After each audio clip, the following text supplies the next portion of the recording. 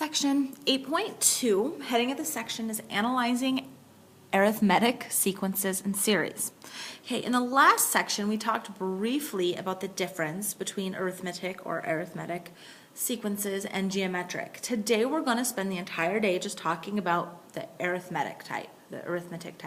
We're going to dive a little deeper. We're going to learn a few more tricks and tools for writing the rule and finding their series.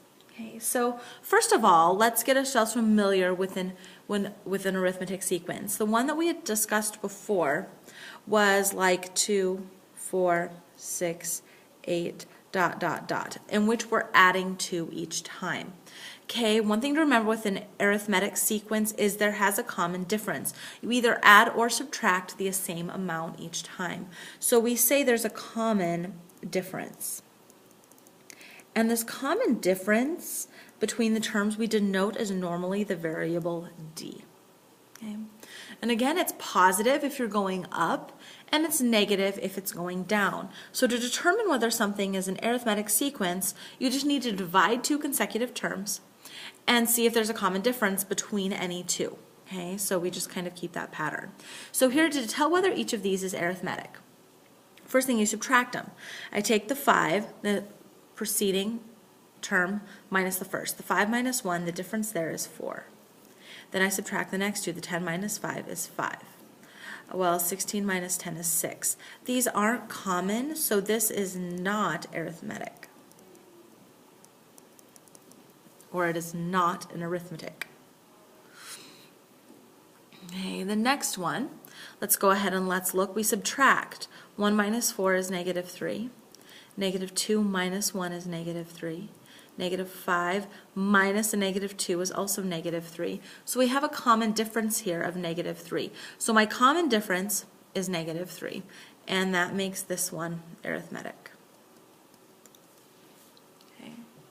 So since it's arithmetic, we know we can apply our rules, our laws of lines, using the idea of slope and the y-intercept to find the rule. Hey, but if we rewrite that idea, we end up with a slightly different looking rule using the common difference and the first term.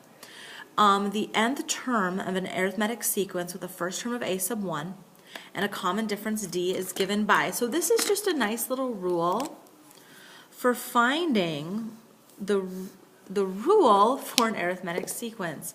Again, if you can't remember this, you can always use our linear algebra.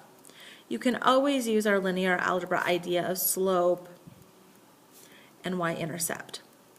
That will always work, but this little rule just uses the first term because very often we end up having to adjust our linear algebra to get to first term right. So this just kind of takes a little of that adjustment out. Okay, and we'll discuss a little more in class where this comes from.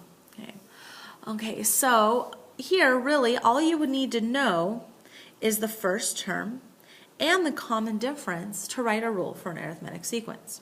For example, if we're given an arithmetic sequence with a first term of 3 and a common difference of 2, I plug a 3 in for a sub 1, that's my first term, a common difference of 2, and then we have to do some algebra to this. So I'd have to distribute the 2 in, plus, and then that would give me 2n minus 2. And then after I simplify that, I'd end up with 2n plus 1. And so there's my rule. Okay. So let's do some examples. We want to write a rule for the nth term of each sequence. Then find a of 15, the 15th term. So first of all, I'm going to write my rule down. A sub n equals a sub 1 plus n minus 1d. So now all I need to identify is what's my a sub 1 and what's my d. Well, my a sub 1 is always my first term, so there's my a sub 1 right there. That's 7. So now I need to find my d. Look for the common difference. To find my d, subtract one term from the one in front of it. So take 10 minus the 7, which is 3. So my common difference is 3. So now I just plug those in. My rule a sub n equals my a sub 1, which is 7, plus n minus 1 times my common difference, which is 3. Now distribute 7 plus 3n minus 3. So my a sub n would equal 3n. 7 minus 3 is 4. 3n plus 4. So let's double check it. Let's make sure it works. If I put a 7 into this, if I put a 1, do I get my 7? So 3 times 1 is 3 plus 4 is 7. When I put a 2 in, do I get 10? Is my second term 10? 3 times 2 is 6 plus 4 is 10. So it looks like it's working. Now we need to find a of 15. So I want to find my 15th term. So I put a 15 into my rule. 3 times 15, 30, 45, plus 4 gives me 49. So my 15th term is 49. There's no need to keep adding 3 and adding 3 and adding 3 and adding 3 and adding 3 all the way up to the 15th term. I can just plug it into the rule and know what it is. Okay. All right, part B. Okay, so again, we want to find the rule. We want to find that rule for the nth term and then find the 15th term.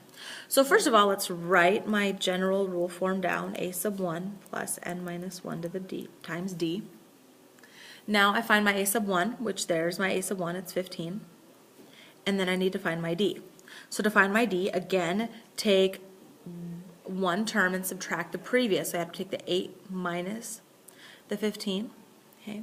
So when we take 8 minus 15, we're going to get a negative.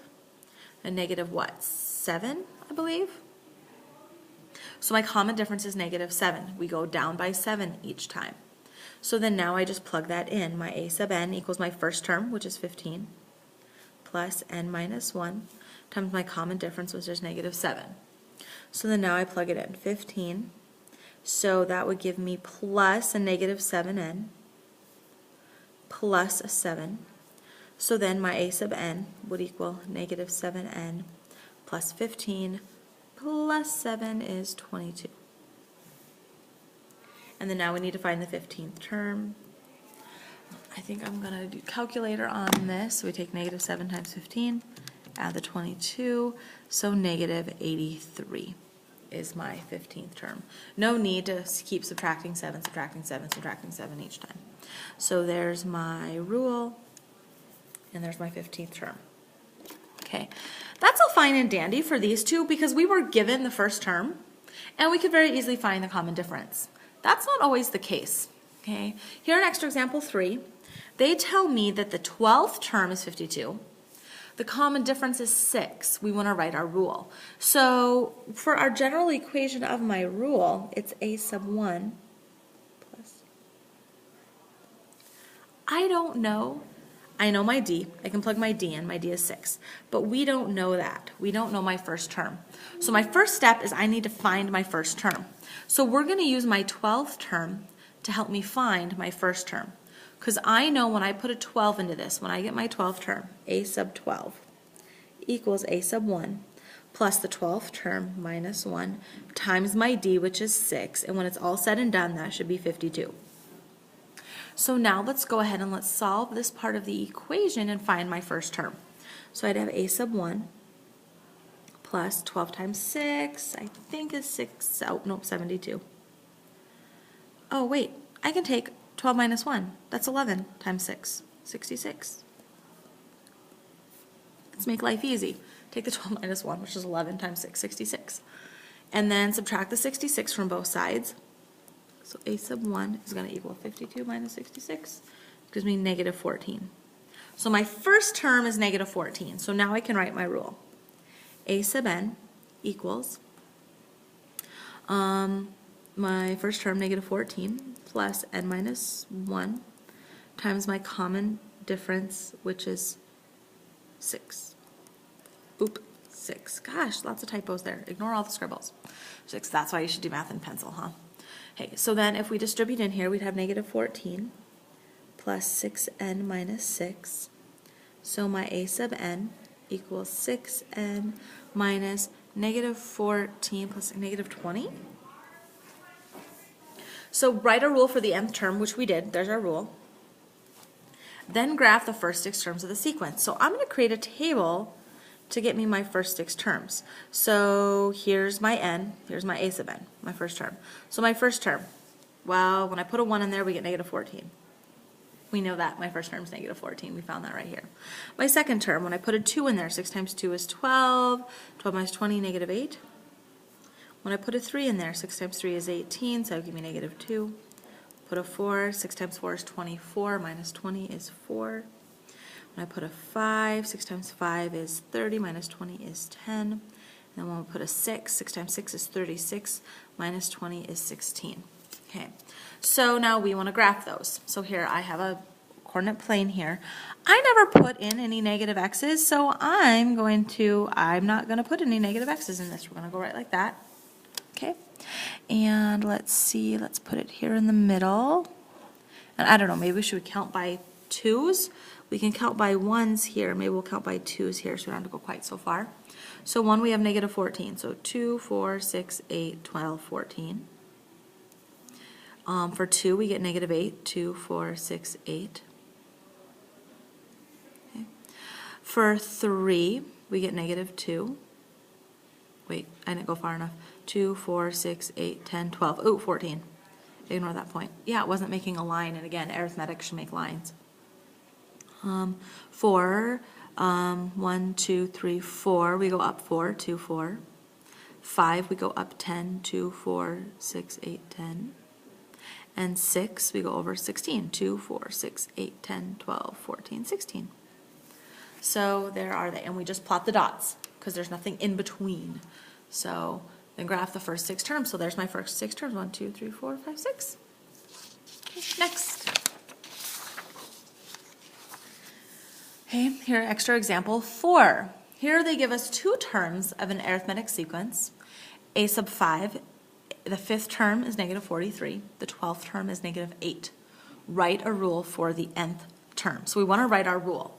Well, our general equation for a rule, again, is a sub n equals a sub 1 plus n minus 1d. I don't know a1 and I don't know d, so we need to find them both. So I'm going to use both of these. Let's first start with this one. We know the 5th term, a sub 5, is going to equal a sub 1 plus 5 minus 1d. And when it's all said and done, that should equal negative 43. So let's go ahead and let's simplify this. We'd have a sub 1 plus 4d has to equal negative 43. I don't know a sub 1 and I don't know d. But I have another point here. I know a sub 12 is a sub 1 plus 12 minus 1d, and I know that has to be negative 8. So then I'd have a sub 1 equals, plus 11d has to equal negative 8. So here I have 2 equations with 2 unknowns. So we can solve these like we did, 2 equations with 2 unknowns. Let's put them together. If I was to add them, let's see if we can't put them together by adding and getting something to cancel. So if you remember our elimination method or our addition method, if I add these, if my a sub 1 here had a different sign, then they would add and cancel out. So I'm going to multiply this by a negative 1 and then add it to this one. So I'll have negative a1 minus 4d equals positive 43 when I multiply everything by the negative 1 and add it. So my a1's cancel. 11 minus 4 is 7 equals, and negative 8 plus 43, I don't want to goof up on my arithmetic, is 35. So now when I divide both sides by 7, I get my common difference is 5. So my common difference, so I now know d is 5. But I still don't know my first term. I need to know my first term to write this equation. So I'm going to plug this back into one of these to find my first term. So how about this one? We'll plug it into this one. So I know a sub 1 plus 4 times now 5 has to equal negative 43. So a sub 1 plus 20 has to equal negative 43. So I subtract the 20 from both sides. A sub 1 equals negative 63. So now I know my first term. I know my difference, so now I can write my equation. A sub n equals my first term, negative 63, plus my n minus 1 times my common difference is 5.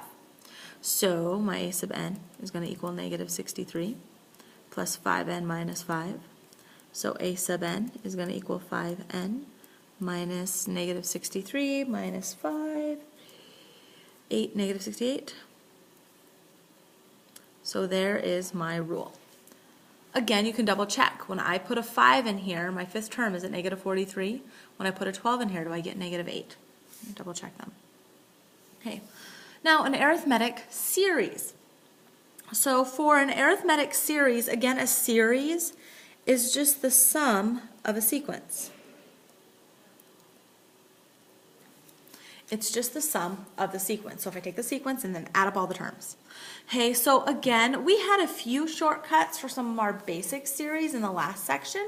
We're actually going to have a rule now that will allow us to sum any arithmetic series. Okay, again, only a finite, meaning it has to end. We have to have an ending point. And here's our rule right there. The summation is equal to the number of terms that you're adding, and then you take the first term plus the last term and divide it by 2. If you notice here, this is actually just an average. It's the average of the first and last terms. That's what it means down here when it says in words. In words, S sub n, the sum of n terms, is the mean. And again, another word for mean is average of the first and nth terms multiplied by the number of terms. So, first of all, to find the sum, I could find all 18 terms, put a 1 in here, put a 2 in here, put a 3 in here, put a 4 in here, and then put a plus sign between them all and add them all up, okay? Or I can use my handy dandy rule here. So the sum of how many terms here am I adding? My sum of 18 terms, is going to be equal to 18 times the first term plus the last term divided by 2. So I need to find my first term and my last term. So I need to find my a sub 1. That's 6 times 1 minus 2, which is 4. So that's my a sub 1. Then I need to find my last term. Well, my last term is the 18th term. So 6 times 18 minus 2. So we'll take 6 times 18 minus 2, 106. So to find my sum of the 18 terms, again I take 18 times my first term, which is 4, plus my last term, which is 106, divided by 2. So we take 4 plus 106 divided by 2, and then multiply that by 18. So I add them all up, I get 990. So this sum is 990. Okay. So extra example 6. Okay. A camp counselor earns $300 for the first week of summer camp, $350 for the second week, $400 for the third, and so on, up to 8 weeks of the summer. For up to 8 weeks. Write a rule for the amount the counselor earns for the nth week of summer. So we want to find the rule. So our first term, here's my sequence. It goes 300, then 350, then 400, then dot, dot, dot. So my first term here is 300. So there's my a sub 1. So to write my rule, again, we have a sub 1 plus n minus 1 times the difference. So now I just need to find the difference. Well, we can see just from glancing this goes up by $50 each time. So my d is 50. So a sub n equals my first term, which is 300, plus n minus 1. I always want to do plus n minus 1 times my d, which is 50. So a sub n equals 300 plus 50n minus 50. So a sub n equals 50n plus 250. There is my rule for the nth week of summer. How much does the counselor earn for 7 weeks? So here, this is a series because we're adding. So this is a sum. Oh, there's my awful summation sign. We're adding from week 1 to week 7 of the 50n plus 250. Okay. So to find that, the sum of the 7 terms, I have 7 times the first term plus the last term divided by 2. So this here is actually n. So S sub n will do a general. Again, why you do it in pencil. Okay, so I'm looking for S sub 7. So I need the first term and the last term. We know the first term is 300. I now need to find the 7th term. So A sub 7, 500 times 7 plus 250. Sorry, 50 times 7 plus 250. 50 times 7 plus 250 is $600. So to find the sum of 7 digits, 7, first term, which is 300, plus the last term, which is 600, divided by 2. So we can do that all in one fell swoop. 7 times 300 plus 600, and then we want to divide that by 2. $3,150. $3,150. Okay, now if you turn the page, you notice here, there's some your turn problems. Okay, I just want you to jump around and do a few. Okay, I'd like you to do number 1 and number 3. Okay. For these, I want you to do number 5 and number 7. We'll stick with the odds for right now. Turn the page, there's some more. Okay. Do number 9, 10, 11, and 12. So do this whole back page. So 9, 10, 11, and then number 12. Come to class ready to discuss.